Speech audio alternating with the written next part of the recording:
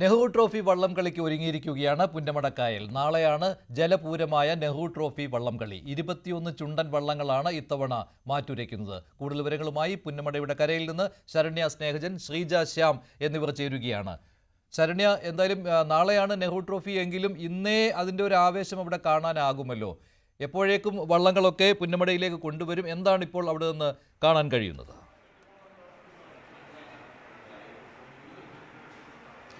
മഞ്ജുഷേ, വള്ളംകളിയുടെ ചരിത്രത്തിൽ തന്നെ ഏറ്റവും വലിയൊരു ഏട് കുറിച്ച നടുഭാഗത്തിന്റെ ക്യാമ്പിലാണ് നമ്മളിപ്പോൾ ഉള്ളത്. ചമ്മക്കുളം പള്ളിയിലെ പോരാട്ടത്തിലേക്ക് ഇറങ്ങുന്നതിന് വേണ്ടി അതിനു മുമ്പുള്ള ശാന്തതയാണ് ഇവിടെ നിന്ന് നമുക്കിപ്പോൾ കാണാൻ കഴിയുന്നത്. എന്തായാലും ആ ഒരു വലിയ പ്രതീക്ഷയിലാണ്. പ്രത്യേകിച്ച് നടുഭാഗത്തെ സംബന്ധിച്ച് പറയുകയാണെങ്കിൽ നെഹ്റു ചാടിക്കയറിയ വള്ളം, അതായത് നെഹ്റു ട്രോഫി ജലമേളയിൽ ഏറ്റവും ആവേശകരമായ മത്സരം കാഴ്ചവെച്ചുകൊണ്ട് ആദ്യ മത്സരത്തിൽ, അതായത് നെഹ്റു ട്രോഫിയുടെ ചരിത്രത്തിലെ ആദ്യ മത്സരത്തിൽ നെഹ്റു കയറിയ വള്ളമാണ്, ആ ഒന്നാം സ്ഥാനം അന്ന് കരസ്ഥമാക്കിയ വള്ളമാണ് എന്നുള്ളതാണ്. എന്തായാലും നമുക്ക് ക്യാമ്പിലെ ആളുകളോടൊക്കെ തന്നെ ചോദിക്കാം, നാളെ എന്തായിരിക്കും അവസ്ഥ? നാളെ ജയിക്കും. ടെൻഷനുണ്ടോ? ടെൻഷനൊന്നുമില്ല, കാരണം ഞങ്ങൾ അതിനകത്ത് പ്രാക്ടീസ് ചെയ്തിട്ടുണ്ട്. നാളെ കൂടെ ചെയ്താൽ. എത്ര ദിവസമായി വിശ്രമം? എത്ര ദിവസമായി? ഇന്ന് അറസ്റ്റ് വന്നു. ഇതിപ്പോൾ നാളെ ഇപ്പം കൊണ്ടുപോകും വള്ളം അങ്ങോട്ട്? നാളെ രാവിലെ പോകും. രാവിലെ വള്ളം ഇറക്കത്തുള്ളൂ. എങ്ങനെയുണ്ട് കാര്യങ്ങളൊക്കെ? എങ്ങനെയാണ്, ഉഷാറാണോ?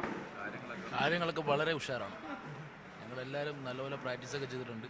അതിനുള്ള ഒരു നമുക്ക് ഒരു പ്രതിഫലം നമുക്ക് ദൈവം തമ്മിൽ തരുമെന്ന് വിശ്വസിക്കുന്നു. ലീഡിംഗ് ക്യാപ്റ്റനാണ് നടുഭാഗത്തിൻ്റെ അല്ലേ? അപ്പോൾ മൊത്തത്തിൽ ഒരു ഞങ്ങൾ മുന്നേ പറഞ്ഞു, നമ്മൾ ഓൾറെഡി എല്ലാവരും ഫയർ സെറ്റാണ്. ഓക്കെ, വലിയൊരു വൈകാരിക അല്ലേ? എവിടെയാണ് വീട്? എവിടെയാണ്? തൃക്കുന്നപ്പുഴയാണ്. ഓക്കെ. പല ഭാഗങ്ങളിൽ നിന്ന് വന്ന ആളുകൾ ഇവിടെ ഉണ്ട് എന്നുള്ളതാണ്. എന്തായാലും മൊത്തം ആളുകളില്ല, പലരും അപ്പുറത്തെ റൂമുകളിലൊക്കെ വിശ്രമത്തിലും ഒക്കെയാണ്. എന്തായാലും നമ്മളോടൊപ്പം ഇപ്പോൾ നടുഭാഗത്തിന് ഇത്തവണത്തെ ക്യാപ്റ്റൻ നമ്മളോടൊപ്പം ഉണ്ട്, ജിൻഡോ ജോമിയാണുള്ളത്. ജിൻഡോ ചേട്ടാ, നിങ്ങൾ തകർക്കോ? തീർച്ചയായിട്ടും തകർക്കും, അതിനെന്തോ ഒരു ഡൗട്ടുള്ളത്. തീർച്ചയായിട്ടും തകർക്കും. നമ്മൾ നീണ്ട ഒരു 35 തൊട്ട് 40 ദിവസം വരുന്ന ക്യാമ്പായിരുന്നു, അത് ഇന്നുകൊണ്ട് തീരുകയാണ്. ഇന്ന് രാവിലെ ജസ്റ്റ് ഒരു ഫിസിക്കൽ മാത്രമുള്ളതായിരുന്നു. അപ്പോൾ നാളെ എന്തായാലും പുന്നമടയിലോട്ട് പോവുകയാണ്. തീർച്ചയായിട്ടും ദൈവാനുഗ്രഹം കൂടി ഉണ്ടെങ്കിൽ തീർച്ചയായിട്ടും 2025 നെഹ്റു ട്രോഫി നടുഭാഗത്തിലെത്തിയിരിക്കും. ഇപ്രാവശ്യം ചരിത്രത്തിന്റെ ഒരു ബാധ്യതയും ഭാരവും ഒക്കെ പേറിയാണ് നടുഭാഗം പോകുന്നത്. തീർച്ചയായിട്ടും ഓരോ മത്സരങ്ങളും എല്ലാവർക്കും ഓരോ ഭാരം ആണ്. അത് നമ്മൾ എങ്ങനെ അത് എക്സിക്യൂട്ട് ചെയ്യുന്നു എന്നിരിക്കും കാര്യങ്ങളല്ല. അപ്പോൾ ഈ പ്രാവശ്യം നമ്മൾ PBC പുന്നമട അവരും നമ്മുടെ NCFCയും NBCയും ഭാഗമായിട്ടാണ് നമ്മൾ ടീം സെറ്റ് ചെയ്തിരിക്കുന്നത്. നല്ല രീതിയിൽ പോകുന്നു. തഹസിൽക്കാരിൽ നല്ല വിശ്വാസമുണ്ട്, കോച്ചുമാരിൽ നല്ല വിശ്വാസമുണ്ട്. തീർച്ചയായിട്ടും ഈ പ്രാവശ്യം കപ്പനും ചുണ്ടിനിടയ്ക്ക് ഈ ലാസ്റ്റ് 5 വർഷമായിട്ട് കഴിഞ്ഞ വർഷം നിങ്ങൾക്ക് സഹിക്കാൻ പറ്റിക്കാണല്ലോ അല്ലേ? ഒരു കണ്ണ് തുറന്ന് നമുക്ക് കാണുമ്പോൾ ഒരുമിച്ച് ഫിനിഷ് ചെയ്ത പോലെ തോന്നുമായിരുന്നു. മൈക്രോ സെക്കൻഡിൽ തോറ്റുവാന്നൊക്കെ പറയുമ്പോൾ അത് നടന്നുപോയി. ഇനിയിപ്പോൾ അതിനെ പറഞ്ഞിട്ട് കാര്യമില്ല. എനിവേ ഈ വർഷം അതൊന്നും ഇല്ലാതെ വ്യക്തമായ ഒരു ലീഡിൽ ഈ പ്രാവശ്യം നെഹ്റു ട്രോഫി ഈ നടുഭാഗത്ത് എത്തിയിരിക്കും. ഇതാണ് ഞങ്ങളുടെ പ്രതീക്ഷ. വേറൊരു കാര്യമുണ്ട് കേട്ടോ മഞ്ജുഷ, നമ്മുടെ കൂടെ ഒരാളുണ്ട്.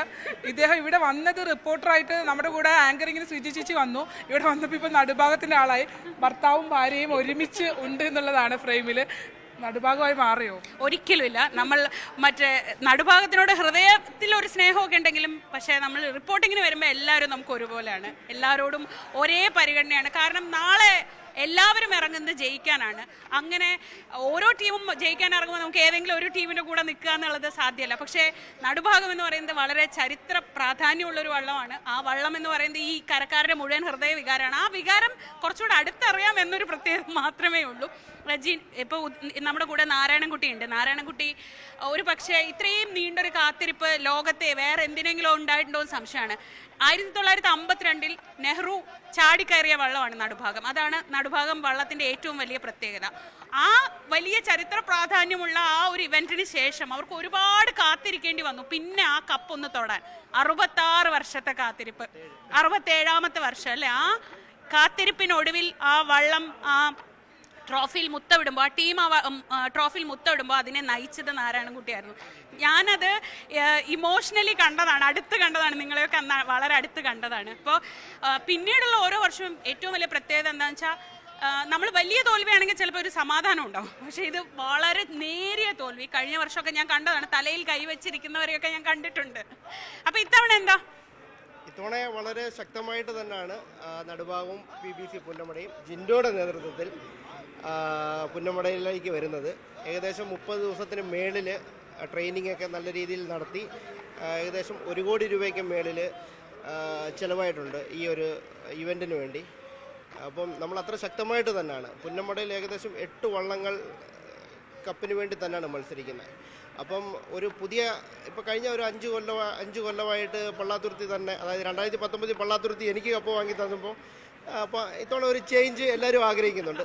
അപ്പോൾ അതിനുവേണ്ടി എല്ലാവരും വള്ളംകളി ലോകം തന്നെ കാത്തിരിക്കുന്നത്. ഒറ്റ ചോദ്യത്തിലേക്ക് ചുരുങ്ങിയിട്ടുണ്ട് ഇത്തവണ വള്ളംകളി. ഡബിൾ ഹാട്രിക് PBC അടിക്കുമോ അതോ മറ്റൊരു കറുത്ത കുതിര ഉണ്ടാവുമോ?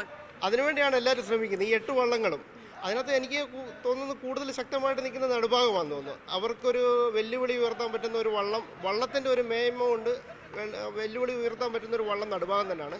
പിന്നെ ടീം അത്ര ശക്തമായ ടീം തന്നെയാണ്. നമ്മൾ പ്രൊഫഷണൽസിനെയൊക്കെ ഉൾപ്പെടുത്തിക്കൊണ്ടാണ് നമ്മൾ ഇപ്പോൾ 2019 ആവർത്തിക്കും. അത് നല്ല ഉറച്ച വിശ്വാസമുണ്ട്. ഇന്ന് രാവിലെ നമ്മുടെ ഈ നടുഭാഗം ചുണ്ടൻ വന്ന ഒരു കഥയുണ്ട്. അതായത് കദളിമംഗലം വെമ്പാല പള്ളിയോടം വാങ്ങിച്ചിട്ടാണ് നമ്മൾ വന്നത്. ഇന്ന് രാവിലെ ഞാനും ശ്യാമും കൂടെ അവിടെ പോയി. അവിടെ ചെന്നപ്പോൾ ഒരു പ്രത്യേക ഒരു അനുഭൂതിയായിരുന്നു. അതിനുശേഷം നമ്മുടെ വള്ളത്തിൻ്റെ നെയിം പ്ലേറ്റുമായിട്ട് ആറന്മുളയിൽ പോയി അവിടെ ചെന്ന് പ്രാർത്ഥിച്ചു. അങ്ങനെ ചെയ്യേണ്ട കാര്യങ്ങളെല്ലാം ചെയ്തിട്ടുണ്ട്. അപ്പം ദൈവാനുഗ്രഹം നമ്മുടെ കൂടെ തന്നെ ഉണ്ടെന്ന് നമുക്ക് നല്ലൊരു വിശ്വാസമുണ്ട്. പിന്നെ ട്രെയിനിങ് നല്ല രീതിയിൽ കഴിഞ്ഞിട്ടുണ്ട്. അപ്പം പള്ളാത്തുരുത്തിക്ക് നല്ലൊരു വെല്ലുവിളി നടുഭാഗം ചൂടിന് ഉയർത്തും. അതിനകത്ത് യാതൊരു സംശയമില്ല. നാളെ വള്ളംകളി ലോകം അത് നേരിൽ കാണാൻ പോകുന്നതേ ഉള്ളൂ. ഇതൊക്കെ പറയുമ്പോഴും ഇവിടെ അതിനേക്കാൾ വലിയ IT രംഗത്ത് ജോലി ചെയ്ത അതിനേക്കാൾ വലിയൊരു കുട്ടനാട്ടുകാരൻ, വള്ളംകളി പ്രേമി. എനിക്കൊന്ന് ഞാൻ ശ്യാംചേട്ടനെ കാണുന്നത് ആ ഗാലറി വെച്ചിട്ടാണ് അല്ലേ? അന്ന് നിങ്ങളോട് ബൈറ്റ് എടുത്തപ്പോൾ എനിക്ക് തോന്നി വള്ളംകളി അരച്ച് കലക്കി കുടിച്ചിരിക്കുവാന്ന്. IT രംഗത്ത് നിന്ന് ഈ സമയത്ത് ലീവ് ഉണ്ടോ? ഈ സമയത്ത് ലീവ് ഉണ്ടാക്കും. അല്ല, ഈ സമയത്ത് ഇപ്പോഴും ഇവിടെ ഉണ്ടാവാറുണ്ട്. എല്ലാ കൊല്ലവും ഈ സമയത്ത് ഇവിടെ ഉണ്ടാകാറുണ്ട്. എങ്ങനെയുണ്ട് ഒരു അസസ്മെന്റ് ഒന്ന് പറഞ്ഞേ? അസസ്മെന്റ് തന്നെ പറഞ്ഞതുപോലെ നമ്മൾ എല്ലാ രീതിയിലും 1 മാസത്തിന് മുകളിൽ ട്രയൽ എടുത്ത് നല്ലൊരു ടീം, ഏറ്റവും മികച്ച വള്ളം, എല്ലാ തരത്തിലും നമ്മൾ ഇത്തവണ കപ്പെടുക്കും എന്നുള്ള വലിയ പ്രതീക്ഷയിലാണ് പോകുന്നത്. അതൊക്കെ നടുഭാഗംകാരനായിട്ട്, അല്ലാതെ ഞാൻ പറഞ്ഞ വള്ളംകളി പ്രേമിയായിട്ട് ഇത്തവണത്തെ മത്സരം എങ്ങനെയാണ്? ഭയങ്കര ടൈറ്റ് അല്ലേ? 21 വള്ളം വരുന്നു. അതിൽ തന്നെ ഹീറ്റ്സ്, ഏറ്റവും ആവശ്യകരമായ ഹീറ്റ്സ് ഏതൊക്കെയായിരിക്കും? ഏറ്റവും ആവശ്യകരമായിട്ടുള്ള ഹീറ്റ്സ്, 3ാമത്തെ ഹീറ്റ്സ് പള്ളാത്തുരുത്തി PBC UBC തമ്മിൽ മത്സരിക്കുന്ന ഹീറ്റ്സ്, പിന്നെ 4ാമത്തെ ഹീറ്റ്സ് ഞങ്ങളുടെ വള്ളം നിരണമായിട്ടുള്ള ഹീറ്റ്സ്.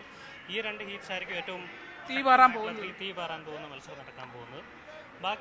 ബാക്കിയുള്ള 3 ഹീറ്റ്സിൽ മിക്കവാറും ഒരു 1 സൈഡഡ് കോൺടെസ്റ്റ് ആകാനാണ് സാധ്യത. പക്ഷേ ഈ 2 ഹീറ്റ്സ് നല്ല സ്ട്രോങ് മത്സരം നടക്കാൻ സാധ്യതയുണ്ട്.